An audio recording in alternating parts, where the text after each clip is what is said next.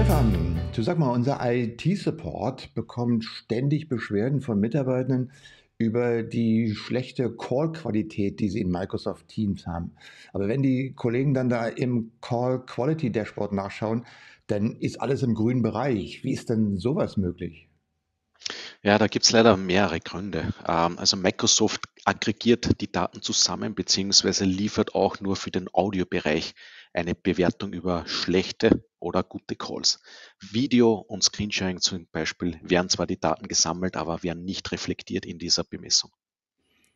Ja gut, aber wenn die Daten da sind, die kann man doch irgendwie auswerten. Kannst du uns dabei helfen? Es gibt eine Lösung von uns, die nennt sich Office Expert, die genau mit diesen Daten und mehr genau die Hilfestellung bietet, um eben Calls zu analysieren, die im Microsoft grün sind, aber bei uns quasi rot dargestellt werden. Ich würde das einfach in einer kurzen Live-Demo zeigen. Statt dem Call Quality Dashboard habe ich das Call Analytics hier geöffnet. Die Daten sind die gleichen, aber es ist nur schöner dargestellt hier. Ich sehe hier für meine Person quasi, dass ich keinen einzigen Call in den letzten 7 Tagen hatte, der schlecht geratet worden ist. Bekomme hier zum Beispiel auch eine schöne Liste von den Calls, die ich hatte, beziehungsweise auch für Audio-Calls quasi die Bewertung, ob gut oder schlecht dieser Call war. Mhm. Ich habe hier keinen zusätzlichen Hinweis hinsichtlich Video und Screensharing. Wenn ich da zum Beispiel hinunterscrolle und switche kurz einmal rüber in das Office Expert Portal, wo ich auch meinen User, der hier in dem Falle die Rosalie ist, heranziehe, dann suche ich mir hier einfach diesen einen Call aus, der mich jetzt zum Beispiel interessiert. Ich habe hier zum Beispiel in den ersten 3 Spalten dargestellt die verschiedene Bewertung aus unserer Sicht, also sprich Overall Quality, gefolgt von Audio, Video, Screensharing, und bekomme auch den Hinweis, ob es jetzt nur im Screensharing lag oder nur im Video oder nur im Audiobereich. Und hier habe ich einen Call, wo nur im Videobereich Probleme sichtbar waren. Deshalb ist auch der Call grundsätzlich schlecht geratet worden. Mhm. Audio dürfte noch okay gewesen sein. Wenn ich in das CQD oder im Call Analytics Portal hinüberspringe, dann sehe ich zum Beispiel diesen einen Call, Audiobereich gut.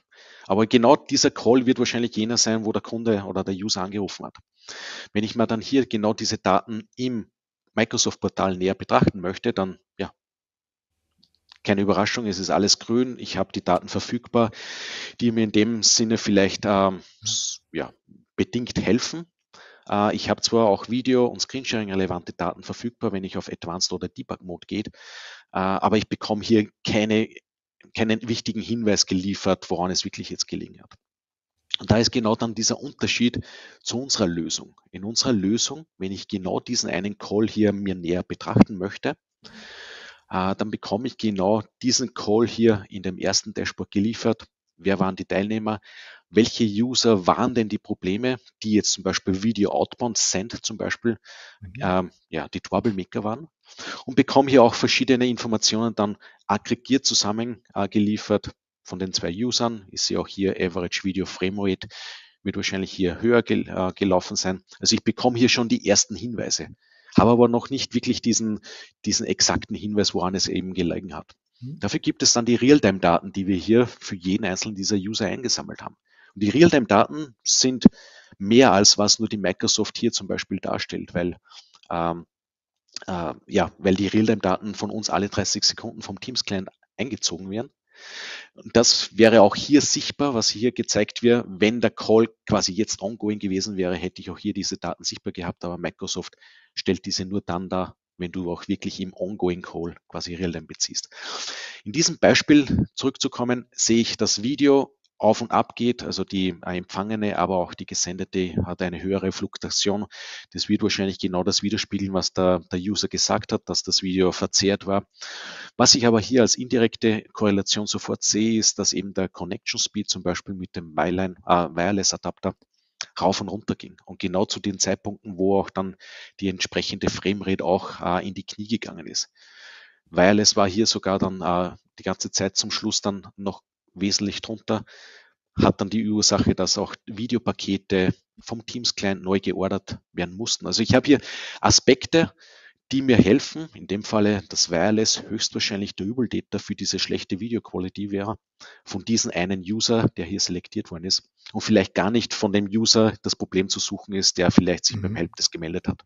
Also wenn ich es richtig verstanden habe, kann ich quasi mit den Daten mir unnötige Support-Anrufe sparen oder beim Support-Anruf schon viel genauer sagen, worum es eigentlich geht und wo ich mithilfe von Daten sagen kann, da und da habt ihr ein Problem, guckt doch mal bitte genau dort nach und kann einfach meinen Supporter ein bisschen beruhigen und schneller und einfacher und vor allen Dingen auch kostengünstiger zu meinem Ergebnis kommen. Absolut, beziehungsweise halten wir auch die Daten für mehr als nur 48 Stunden, so wie es die Microsoft macht, oder 30 Tage, halten wir wesentlich länger vor. Stefan, vielen Dank für die vielen Informationen und die Demo. Jetzt hast du mir echt gut weitergeholfen. Bitte gerne, es war auch mir eine Freude, dir das näher gebracht haben zu können.